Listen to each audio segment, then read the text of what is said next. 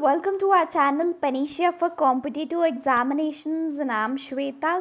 आज हम करने वाले हैं इम्पोर्टेंट जनरल अवेयरनेस के क्वेश्चंस जो आपके DFCCIL एग्जामिनेशंस के लिए यूजफुल रहने वाले हैं एंड साथ ही साथ जो स्टेट लेवल एग्जामिनेशंस हो एंड सेंट्रल लेवल एग्जामिनेशंस हो जिसमें जनरल अवेयरनेस पूछा जा सकता है. सो वो सारे के सारे एग्जामिनेशंस के लिए ये क्लास काफ़ी ज़्यादा इम्पॉर्टेंट है.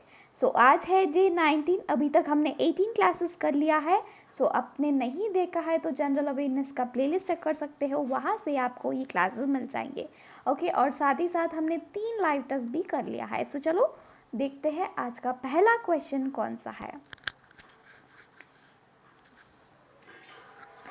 क्वेश्चन ये है कि who issued gold coins in India for the first time. किसके द्वारा गोल्ड कॉइन्स इशू किए गए हैं इंडिया में पहली बार, तो वो कौन है? Indo Greeks. इंडो ग्रीक्स के द्वारा पहली बार गोल्ड कॉइन्स इशू किए गए हैं इंडिया में, राइट. एंड नेक्स्ट यहाँ पे देखना और क्वेश्चन क्या आ सकता है. First Europeans, who were the first Europeans to issue gold coins. Europeans कौन थे पहली बार जिन्होंने गोल्ड कॉइन्स इशू किया था? वो थे डच. डच के लोगों ने जो है गोल्ड कॉइन्स इशू किया था. और यहाँ पे first ruler, who was the first ruler जिन्होंने प्योर गोल्ड कॉइन्स इशू किया था? वो कौन है? कनिष्क. एंड नेक्स्ट यहाँ पे first Muslim ruler, who was the first Muslim ruler to issue gold coins? वो कौन है? मोहम्मद बिन कासिम है. ओके याद रखनी है, ये काफ़ी ज़्यादा इंपॉर्टेंट है.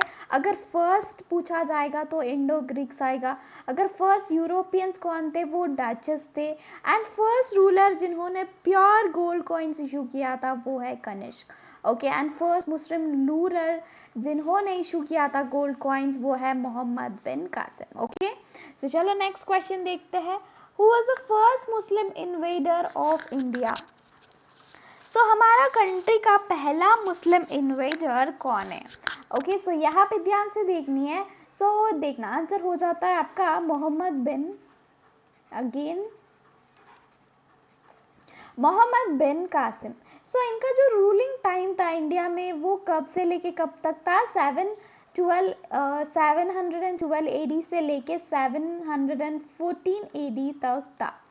अभी क्वेश्चन आ जाना चाहिए आप लोगों को कि क्यों मोहम्मद बिन कासिम इंडिया में क्यों आया है. ओके यहाँ पे देखना मेसोपोटामिया. मेसोपोटामिया से आए हैं मोहम्मद बिन कासिम. मेसोपोटामिया में क्या हुआ था? खलीफा, जो मुस्लिम्स के खलीफा होता था मेसोपोटामिया में रहता था उस समय पे. और कौन था जो खलीफा था? वो अल हजाज.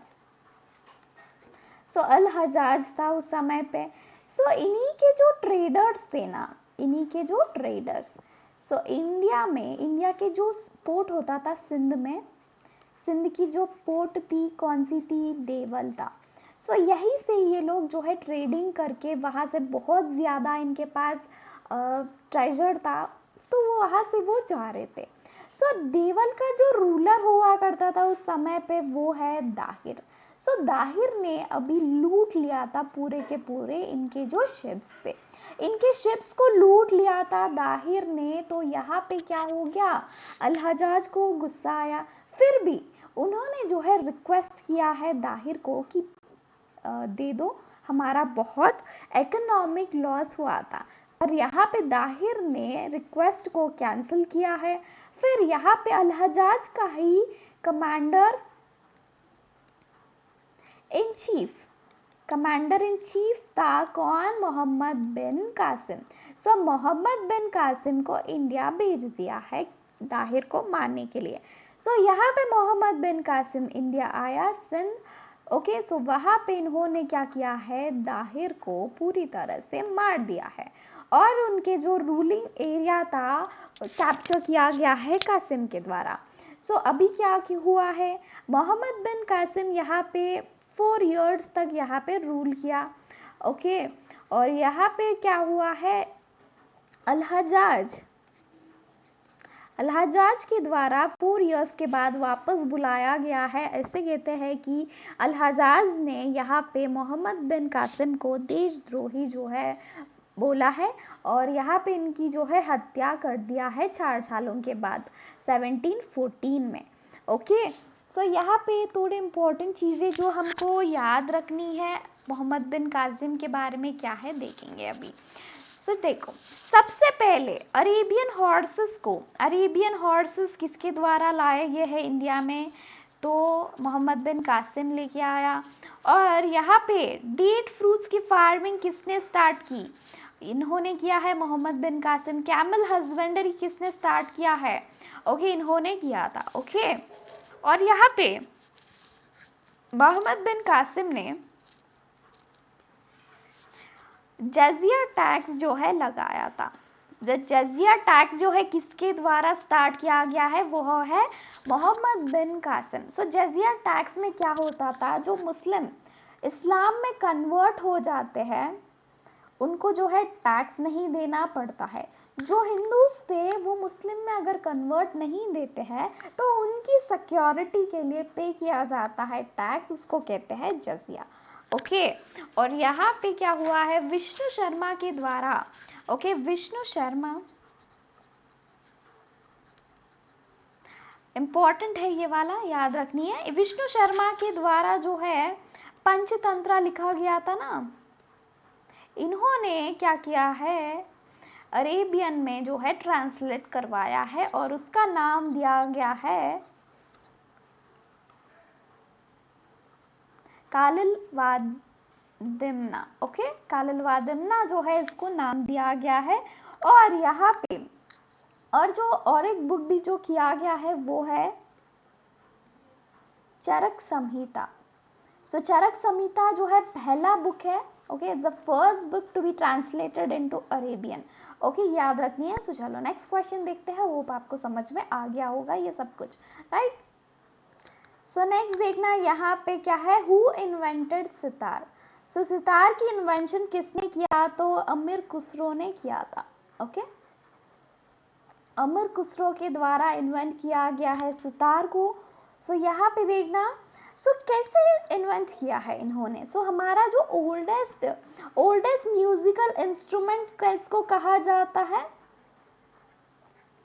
सो वीणा को कहा जाता है। ओके, ओल्डेस्ट म्यूजिकल इंस्ट्रूमेंट है वीणा।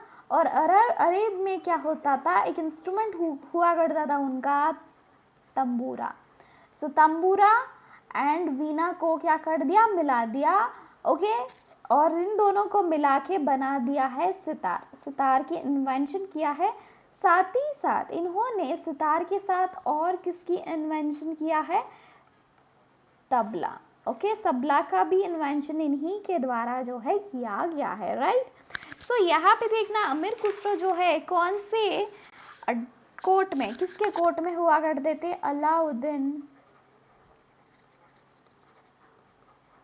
अलाउद्दीन खिलजी के जो है कोर्ट में हुआ करता था। कोर्ट पोएट है कौन, अमीर खुसरो।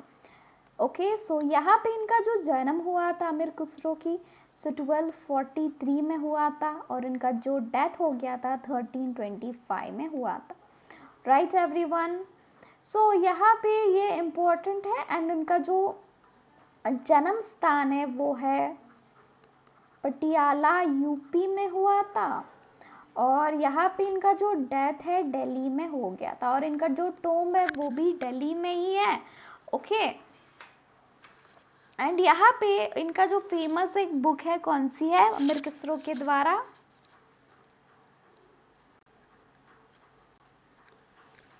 कमसा-ई खुसरो। ये याद रखनी है, इंपॉर्टेंट है बुक। एंड यहाँ पे हम क्या बोलते हैं, Kashmir is called as heaven on earth. Okay, paradise of earth कहा जाता है। सो पैराडाइज ऑफ अर्थ कहा जाता है कश्मीर को। तो ये किसने कहा है, किसके द्वारा कहा गया है, तो वो है अमीर खुसरो के द्वारा कहा गया है, राइट। समझ में आ गया है ना। और यहाँ पे और एक चीज याद रखनी है, जो अमीर खुसरो का जो गुरु हुआ करता था, कौन है? गुरु याद रखनी है, हजरत निजामुद्दीन अलुया। सो ये अमीर खुसरो है ना, इनका गुरु को बहुत ज़्यादा मानते थे। सो हजरत निजामुद्दीन का जो टॉम्ब था वो भी दिल्ली में ही है, ओके, दिल्ली में है। तो यहाँ पे अमीर खुसरो का जो लास्ट विश था वो है कि इनका जो बरी किया जाता है, टॉम्ब बनाया जाता है, वो हजरत निजामुद्दीन अलुया के टॉम्ब के पास में ही बनना चाहिए। ये इनका लास्ट विश था। सो ऐसे ही मान के जो है इनका टॉम्ब जो है इन्हीं के पास में जो है बनवाया गया था, राइट। समझ में आ गया है ना आप सारे लोगों को। सो चलो देखते हैं अगले क्वेश्चन को। सो नेक्स्ट क्वेश्चन देखना यहाँ पे क्या है। The first battle of Tehran took place in which year? So battle of Tehran आपको पता ही होगा। So first battle of Tehran कौन से साल में हुआ था बताओ? 1191 AD में हुआ था। So यहाँ पे किस किस के बीच में हुआ था battle, first battle of Tarain? So ये मोहम्मद गौरी, ओके, मोहम्मद गौरी एंड पृथ्वीराज चौहान के बीच में हुआ था। क्या हुआ था? Battle of Tarain. So again यहाँ पे इसमें जीत हो गई थी पृथ्वीराज चौहान की। सो यहाँ पे क्या हुआ है, मोहम्मद गौरी ने इस बैटल के बाद जो है माफ़ी मांग लिया था और पृथ्वीराज ने जो है इनको माफ़ कर दिया था। सो अभी यहाँ पे देखना, अगेन नेक्स्ट बैटल हुआ था 1192 AD में हुआ था, second battle of Tehran, okay, second battle हुआ था। सो ये भी अगेन गौरी एंड पृथ्वीराज के बीच में हुआ था। तो यहाँ पे मोहम्मद गौरी जो है जीत गए थे। सो यहाँ पे ऐसा कहा जाता है कि पृथ्वीराज चौहान की जो है आर्मी जो है बहुत बड़ी है। फिर यहाँ पे इन्होंने जो है बहुत बार गौरी को हरा दिया था।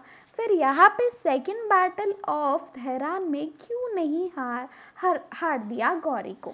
सो चलो उस रीजन को समझते हैं। सो यहाँ पे फर्स्ट बैटल हो जाने के बाद, ओके, तेहरान हो जाने के बाद, सो यहाँ पे एक डायनास्टी हुआ करता था, ओके, कनुज में। सो कनुज की एक डायनास्टी थी, गढ़वाल डायनास्टी, ओके। इसका जो राजा है जयचंद था। सो जयचंद की जो बेटी थी कौन है? समयोगिता। सो अभी क्या हुआ है, समयोगिता को जो है प्यार करता था पृथ्वीराज चौहान। सो अभी क्या हुआ है, ये बात जो है जयचंद को जो है बिल्कुल भी पसंद नहीं था।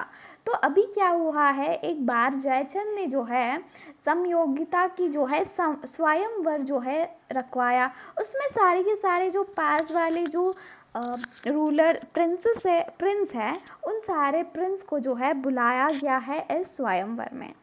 तो यहाँ पे पृथ्वीराज को जो है नहीं बुलाया गया है और पृथ्वीराज को काफ़ी ज़्यादा गुस्सा आ गया।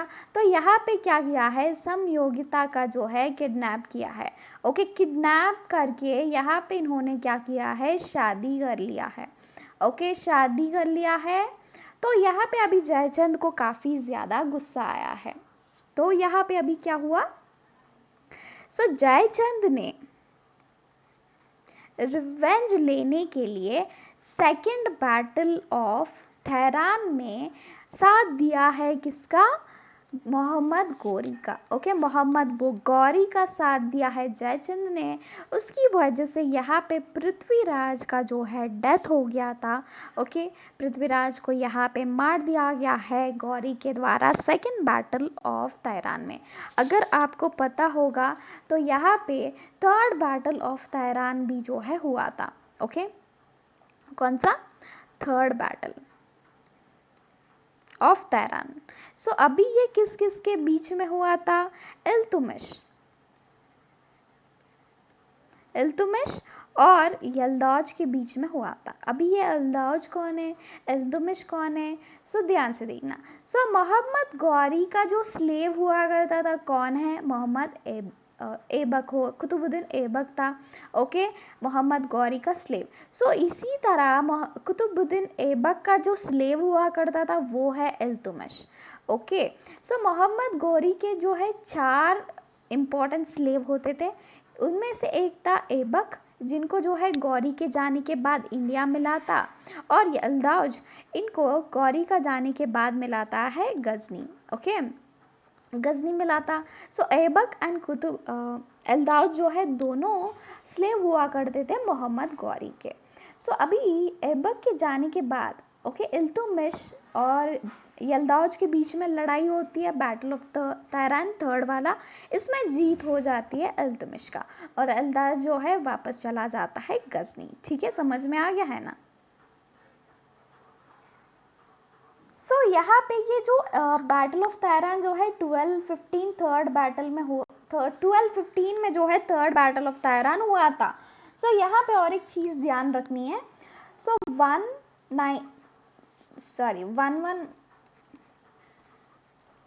अभी इस समय पे क्या हुआ है, बैटल ऑफ चंदावर जो है हुआ था। सो इसमें क्या हुआ है अभी, सो गौरी एंड जयचंद। अभी जयचंद ने जो है सेकंड बैटल में पृथ्वीराज का हेल्प किया था। तो अभी मोहम्मद गौरी और जयचंद के बीच में चंदावार बैटल हुआ था, और इसमें गौरी का जीत हो गया है, जयचंद को किल कर दिया है मोहम्मद गौरी ने। समझ में आ गया है ना? सो ये 4 युद्ध जो है काफी ज्यादा इंपॉर्टेंट है। एक तो फर्स्ट वाला तहरान बैटल है, and second battle of Tarain, and third वाला third battle of Tarain, and fourth one Chandawar, जिसमें जयचंद की भी मृत्यु हो गई थी। किसके द्वारा? मोहम्मद गौरी के द्वारा। ठीक है, याद रखनी है तीसरी बात। सो चलो नेक्स्ट क्वेश्चन देखते हैं अभी। सो नेक्स्ट क्वेश्चन क्या है यहाँ पे, Mahatma Gandhi marine national park is in. So Mahatma Gandhi marine national park कहाँ पे है? सो ये अंडमान एंड निकोबार आइलैंड्स में जो है हम देख सकते हैं महात्मा गांधी मराइन नेशनल पार्क को। सो यहाँ पे अंडमान निकोबार में और कौन से नेशनल पार्क है, चलो देख लेते हैं फटाफट। सो यहाँ पे सबसे पहले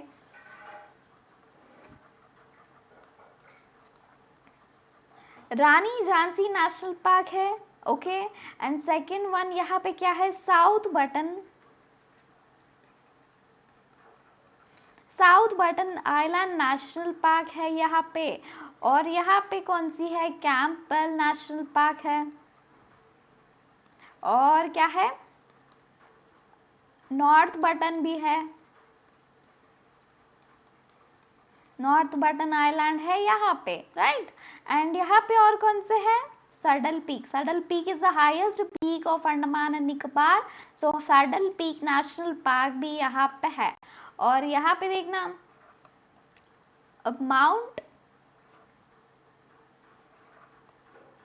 माउंट यहाँ पे हैरियट नेशनल पार्क है। ओके, और यहाँ पे और कौन से है, मिडिल बटन नेशनल पार्क भी है। Okay, middle button.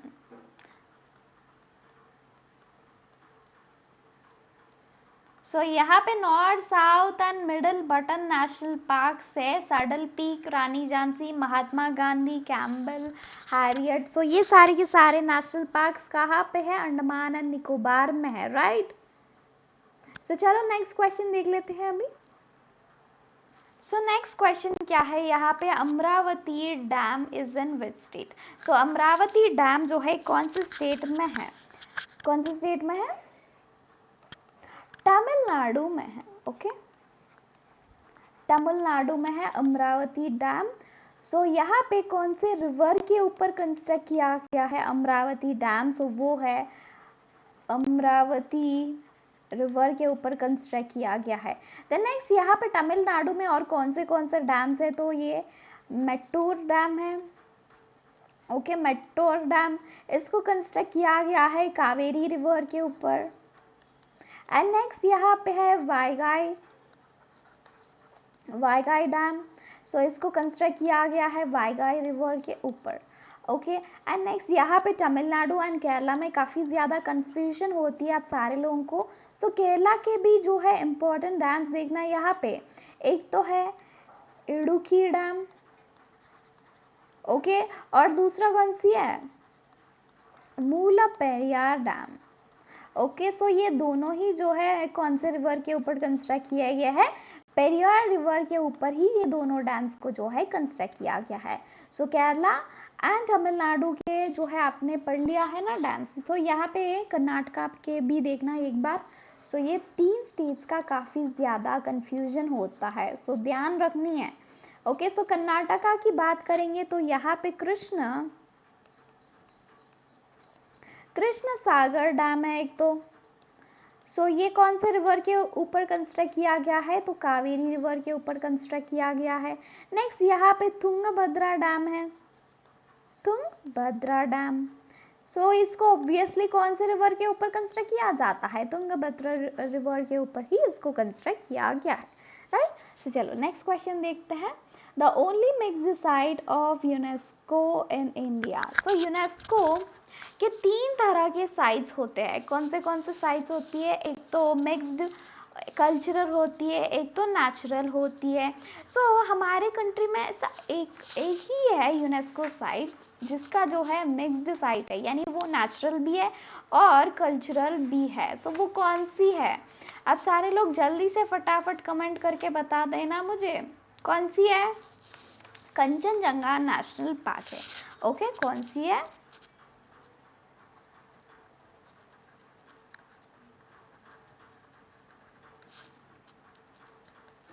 सो ये कहाँ पे है, सिक्किम में है, राइट। सो ये काफ़ी ज़्यादा इम्पोर्टेंट है।